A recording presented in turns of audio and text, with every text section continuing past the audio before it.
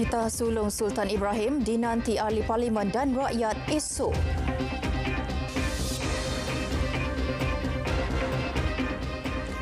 Assalamualaikum, salam Malaysia Madani. Saya Farhatul Asyati Osman. Titah sulung yang di-Pertuan Agong ke-17 Sultan Ibrahim bakal jadi tumpuan pada istiadat pembukaan mesyuarat pertama penggal ketiga Parlimen ke-15 esok. Disiarkan secara langsung di TV1, titah ucapan Seri Paduka bukan sahaja dinantikan ahli Parlimen tetapi juga seluruh rakyat. Wartawan Sazwani Samsu ada laporannya.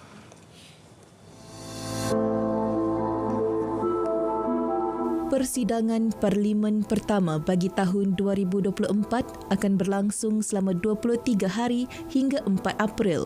Antara lain akan memberi tumpuan kepada aspirasi Sultan Ibrahim yang dizahirkan menerusi titah diraja sempena istiadat pembukaan penggal Parlimen.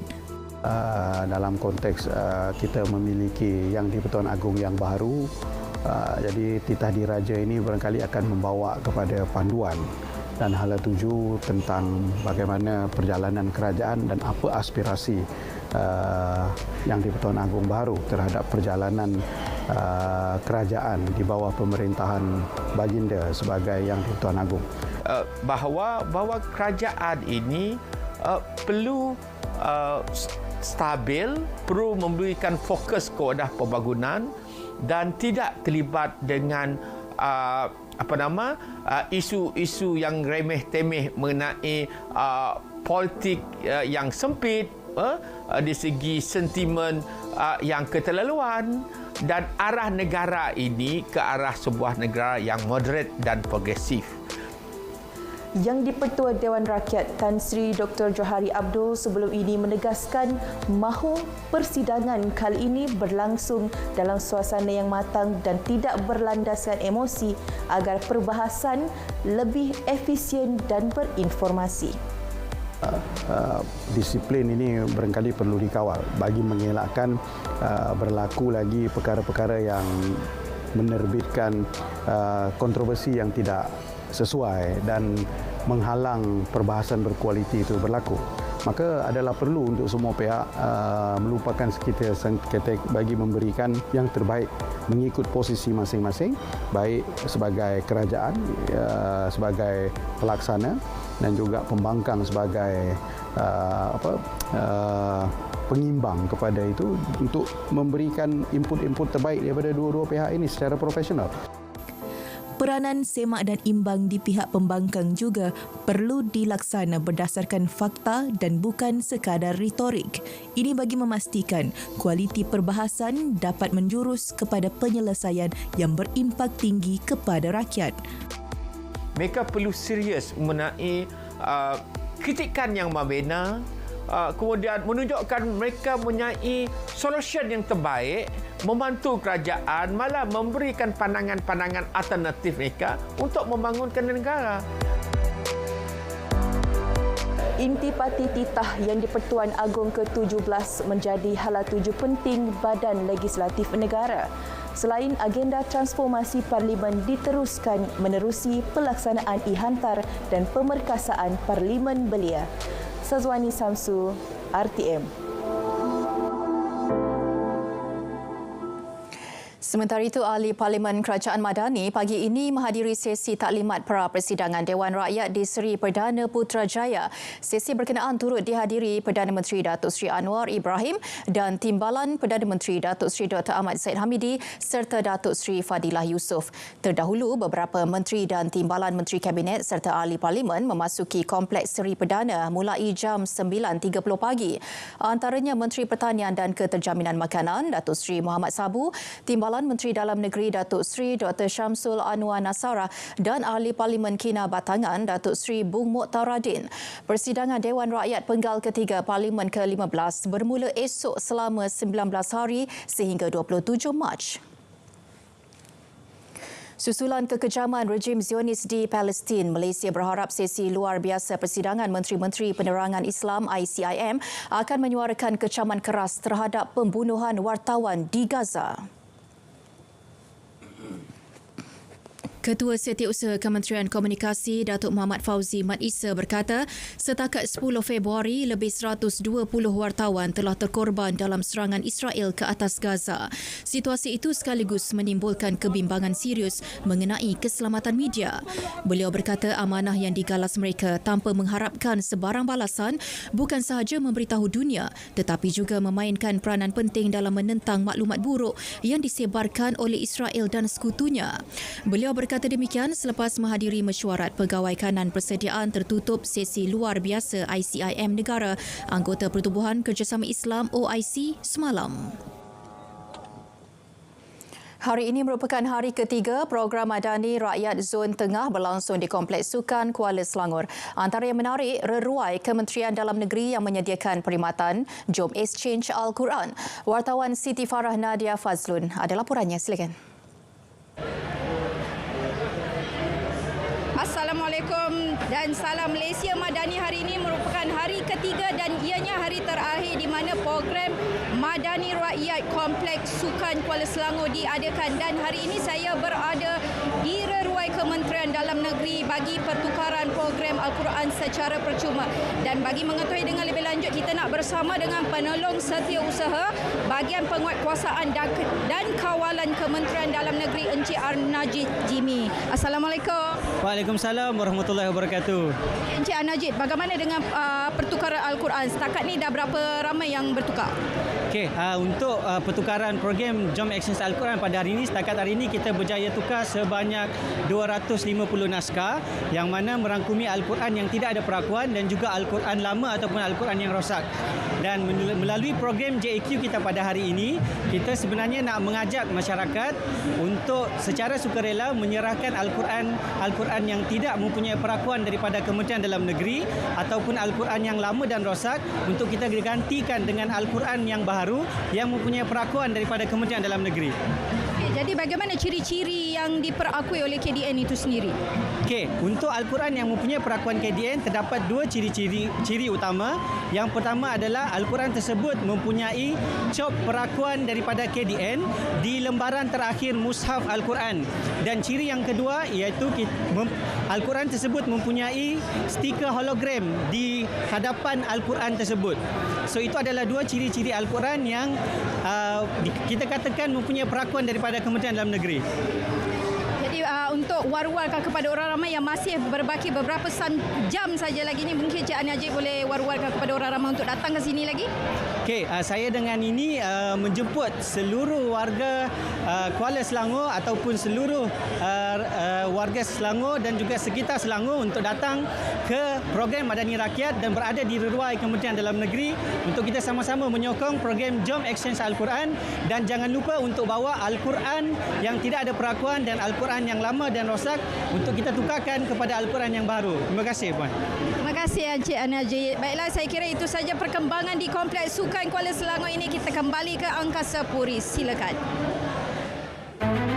Saksikan perasmian penutup program Madani Rakyat yang akan disempurnakan oleh Perdana Menteri Yang Amat Berhormat Datuk Seri Anwar Ibrahim secara langsung dari perkarangan Kompleks Sukan Kuala Selangor pada hari Ahad 25 Februari 2024 2.50 petang hanya di TV1, saluran berita RTM dan RTM Klik.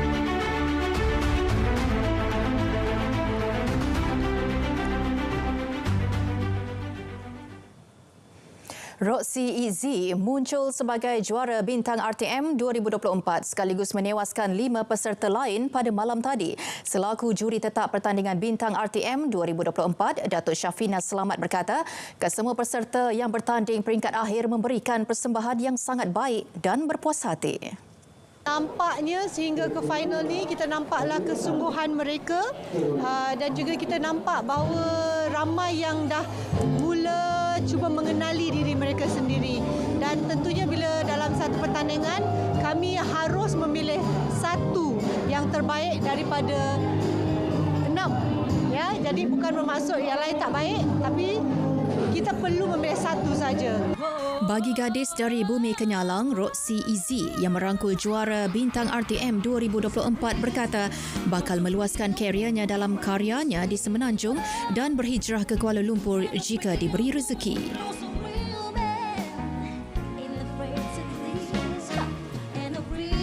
Mungkin Roxy akan berpindah ke Kuala Lumpur selepas ini. Tengok kepada rezeki lah. Kalau ada rezeki di sini, maybe after this, lepas ni Roxy akan try untuk apa orang cakap, expose diri Roxy ke Semenanjung Malaysia pula, sebab di Sarawak orang dah kenal Roxy. Roxy juga mempunyai cita-cita untuk menjadi ratu muzik genre R&B seperti idolanya Dayang Nur Faizah dan berharap dapat berkolaborasi bersama Dayang Nur Faizah dalam melebarkan sayapnya dalam industri muzik tanah air. 50 tahun bertahan sejak 1973, pertandingan Bintang RTM meneruskan legasi mencari dan mencungkil bakat vokal serta kredibiliti dan versatile dalam bidang nyanyian. Ketua Pengarah Penyiaran Datuk Suhaimi Sulaiman berkata keupayaan RTM dalam melahirkan satu program itu bertahan adalah di atas usaha kumpulan produksi yang hebat. Apa yang pasti, apa yang kita tunjukkan pada malam ini adalah satu yang sangat hebat, kualiti nyanyian yang bagus, tetamu yang bagus, dan ini menunjukkan keupayaan Bintang RTM itu boleh bertahan selama 50 tahun. Ya. Saya rasa itu yang paling penting, bukan semata-mata bertahan tetapi sentiasa kita menambah baik dari tahun ke tahun. Jadi pada hari ini, pada malam ini saya rasa saya cukup berpuas hati, memang produksi yang sangat hebat. Pelbagai reaksi dan sokongan hebat diterima dari peminat-peminat yang menonton Bintang RTM 2024. Ia sedikit sebanyak memberi impak positif kepada warga produksi yang bertungkus lumus dalam menjayakan program ini. 2024. Dan kita tengok tadi penonton pun berpuas hati, dan sambil tu saya dapat message dari orang ramai menonton mengatakan bagus. Jadi saya sebagai warga RTM begitu bangga, dan saya rasa harus juga kita kongsi dengan kawan-kawan kita dari produksi yang telah bertugas lumus lama untuk mencari bakat dan menggilak bakat dan menghasilkan satu produksi yang bagus. Program solat subuh macam Jumaat bersama legenda rugby dunia Sonny Bill Williams telah disertai seramai hampir 5,000 jemaah. Menteri di Jabatan Perdana Menteri Hal Ehwal Agama Datuk Dr. Muhammad Naim Mokhtar yang turut hadir berkata kerajaan sentiasa mengalu-alukan usaha untuk mengimarahkan masjid. Semoga anak-anak muda belia yang datang subuh pada hari ini akan meneruskan semangat untuk datang solat subuh. Yang paling penting ialah niat tu. Niat kehadiran untuk menunaikan solat subuh ini, kita jangan niatkan dengan sebab untuk nak bertemu dengan influencer ni. Bila mana kita melakukan sesuatu itu, niat khusus kerana untuk mendapat keridaan Allah SWT. Honest, was so beautiful, so empowering. Massive respect to Brother Alif and the sheikhs that are behind this, because it's beautiful. Driving down for Fajr prayer, the hardest prayer of the day, at the masjid, and it's packed. It feels like almost like Eid prayer where we're from. SubhanAllah was a beautiful feeling and very empowering feeling.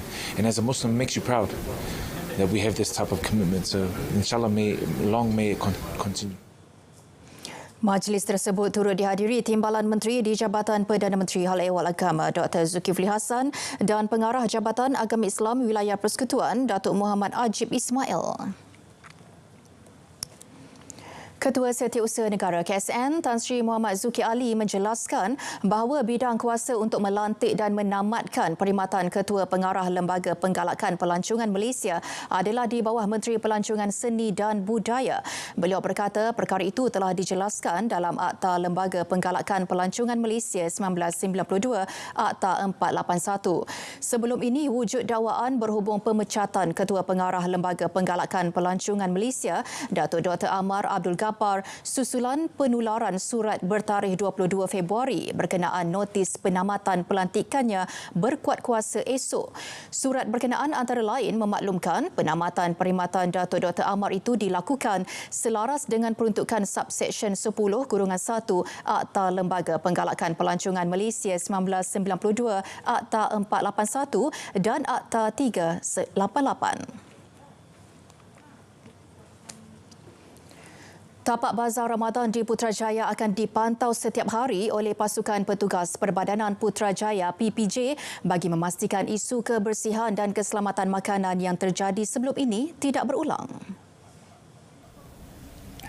Presidennya Datuk Fadlun Mak Wujud berkata 700 peniaga Bazar Ramadan akan diberikan taklimat minggu depan dari segi penyediaan makanan supaya bersih dan selamat. Pada bulan puasa tahun lepas, tular video memaparkan mi berlauk sotong yang dikenali sebagai mi tonggek berharga RM30 yang didakwa sudah berulat dan dibeli di Bazar Ramadan Presin 3 Putrajaya. Susulan itu, PPJ mengeluarkan notis amaran kepada pengusaha gerai itu dan diarahkan tutup oleh Kementerian Kesihatan.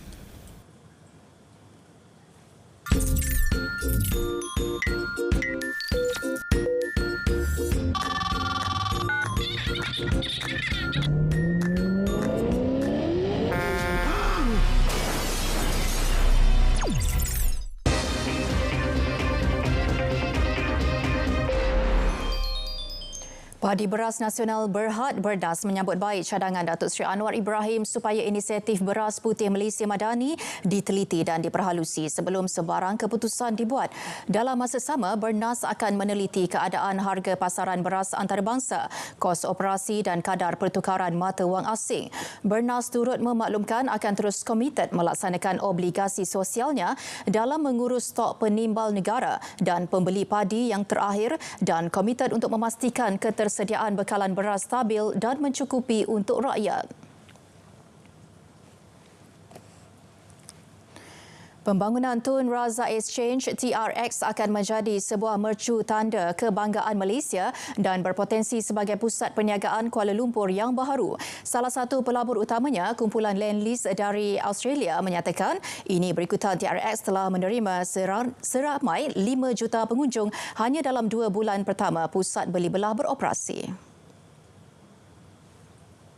Justru syarikat pembinaan multinasional tersebut optimis pelaburan mereka akan mengukuhkan portfolio sekaligus melihat pertumbuhan secara progresif.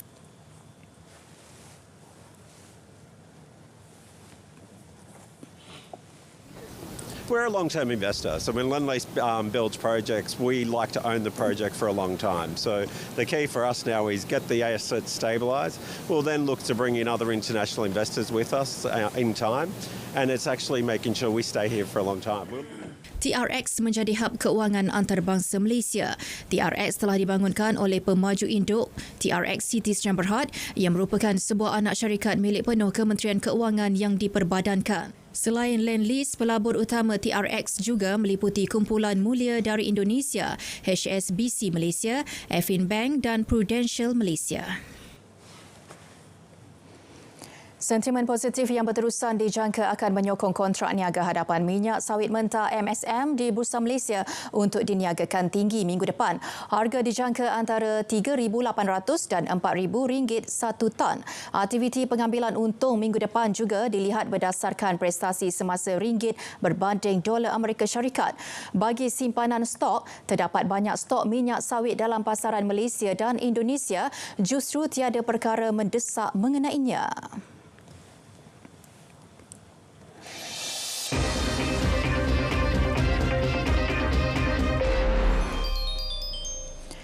Kabinet Perang Israel bermesyuarat hari ini untuk mengatur tindakan selepas pasukan keselamatan mereka yang berunding mengenai pembebasan tebusan dan gencatan senjata di Gaza pulang dari Paris, Perancis.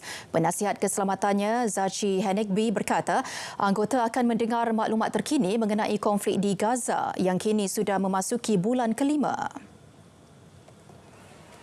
Rundingan Paris diadakan di antara Ketua Perkhidmatan Perisikan Luar Negara Haram Israel Mossad dan Ketua Perkhidmatan Keselamatan Domestik Shin Bet serta pengantara dari Amerika Syarikat, Mesir dan Qatar.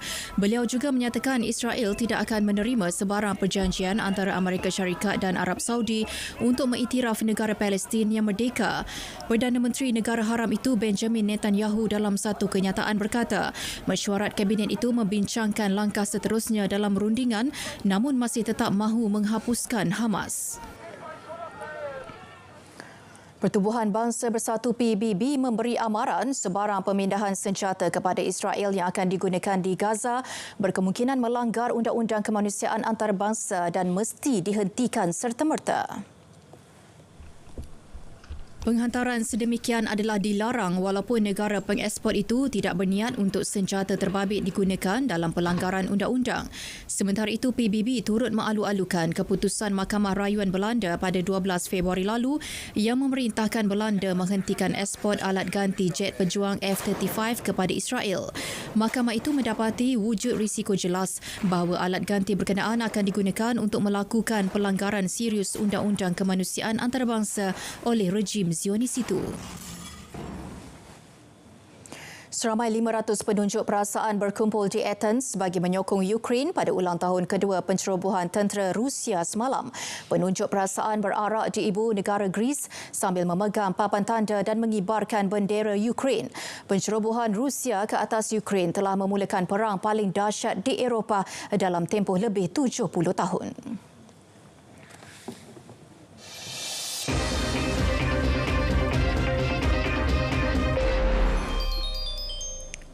Perkembangan sukan. Menteri Belia dan Sukan Hannah Yeoh menyarankan ibu bapa agar menggalakkan anak mereka aktif bersukan terutama di peringkat sekolah. Jelas beliau bakat mereka perlu diasah dan diberikan peluang bermula di sekolah. Itu sebab masa sudah berubah, industri sukan sudah berubah. Ramai yang mempunyai bakat, mempunyai potensi untuk berjaya dalam kehidupan. Jadi saya nak minta ibu bapa bila anak mahu bermain bola sepak, mahu bermain badminton, bola jaring, apa-apa sukan. Kalau ada anak perempuan yang nak main bola sepak, digalakkan kerana sekarang sudah ada World Cup untuk kaum wanita. Beliau berucap dalam majlis program Back to School 2024 anjuran MFL di Kepung semalam. Pada majlis berkenaan, seramai 150 pelajar daripada 3 buah sekolah sekitar Segambut menerima bantuan persekolahan. Status penerjun negara Datuk Pandelela Rinong dan Nur Dabita Sabri dalam program Road to Gold RTG akan diketahui minggu depan. Pengerusi bersama Jawatankuasa RTG, Tan Sri Muhammad Nurza Zakaria berkata, keputusannya akan dibuat selepas mesyuarat Jawatankuasa RTG. Saya dah dapat makluman tentang mesyuarat tersebut kerana sebagaimana semua sedia maklum, I'm a co-chair with YB Hannah. Kita akan dengar report daripada pihak Stuart Ramalingam sebagai sekretariat dan daripada situ kita akan nilai dan kita akan buat keputusan secara kolektif. Mesyuarat itu akan menentukan status atlet yang sudah layak ke Sukan Olimpik dalam program tersebut selain penambahbaikan program latihan. Sebelum ini, Datuk Pandelela terlepas tiket ke Paris 2024 dalam acara 10 meter platform individu pada kejohanan akuatik dunia di Qatar. Turut gagal mengesahkan slot pemenang pingat gangsa Sukan Olimpik Rio 2016 Nur Dabita dalam acara 10 meter platform seirama. Jawatankuasa Pertikaian Sukan JPS mengambil inisiatif dengan mengadakan sesi town hall bagi menerangkan akta peraturan untuk membawa sesuatu pertikaian dalam persatuan. Presidennya Datuk Loh Beng Chu berkata, ketika ini kebanyakan persatuan sukan kebangsaan tidak memahami prosedur yang betul. Jelas Datuk Beng Chu, sesi tersebut bukan sahaja terbuka kepada persatuan sukan, malah terbuka kepada semua yang berminat. Sebab ramai orang fikir sekira ada pertikaian, pertama yang dia akan datang kepada Jawatankuasa Pertikaian Sukan, tetapi memang mengikut akta dan peraturan, memang ada proses dan prosedur dan atur cara dia supaya mereka rujukkan kepada dalaman dulu sebelum mereka datang kepada jawatankuasa ini. Dalam masa sama, beliau berharap program berkenaan mampu diteruskan bagi memberi pendedahan lebih jelas berhubung peranan sebenar JPS. Saingan Liga Futsal Kebangsaan MPFL 2024, pasukan Gombak TOT United FC berjaya menewaskan Sabah FC 7-5 di Kompleks Sukan Negara Panasonic Shah Alam semalam. Dalam aksi tersebut, pemain Gombak Guntur Sulisto Ariwibowo beraksi cemerlang apabila menjadi penyumbang utama kemenangan selepas menjaringkan 5 gol. Manakala 2 gol lagi dijaringkan oleh pemain Habibi Sultan dan Muhammad Ridwan Zainal pada minit ke-13 dan 38. Sementara itu, Sabah FC dilihat turut memberikan saingan hebat apabila pemain Ahmad Azim Muhammad menjaringkan 2 gol. Manakala 3 gol lagi menerusi pemain Khairul Sukri, Felipe da Silva dan Muhammad Hikmal Firdaus Muhammad Darul Rizwan. Kita berharap bahawa pencegahan ini tidak akan menghalang dari segi pelibatan untuk meneruskan perjuangan-perjuangan.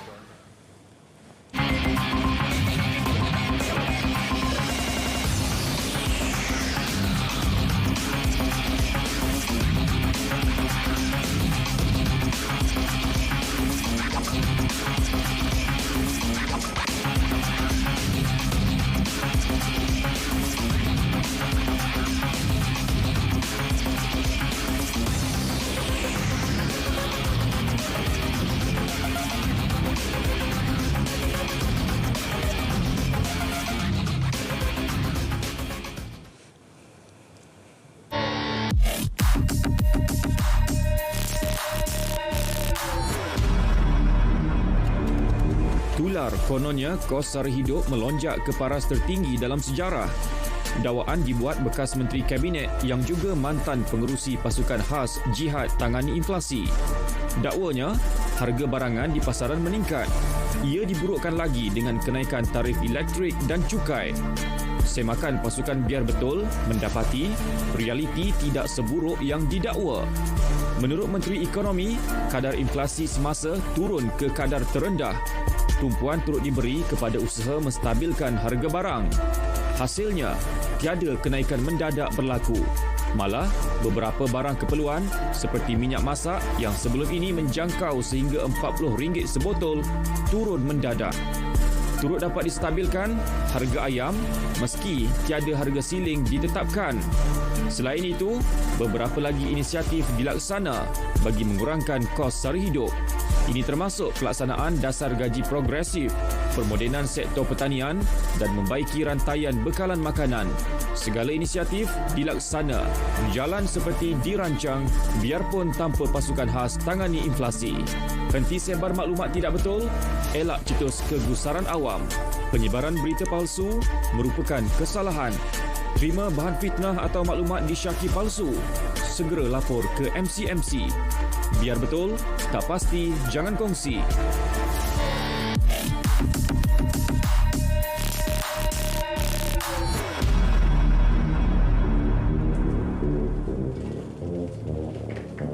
Berita tengah hari berakhir di sini. Dari Sungai ke Segara, Palestin pasti merdeka. Salam Malaysia Madani. Assalamualaikum.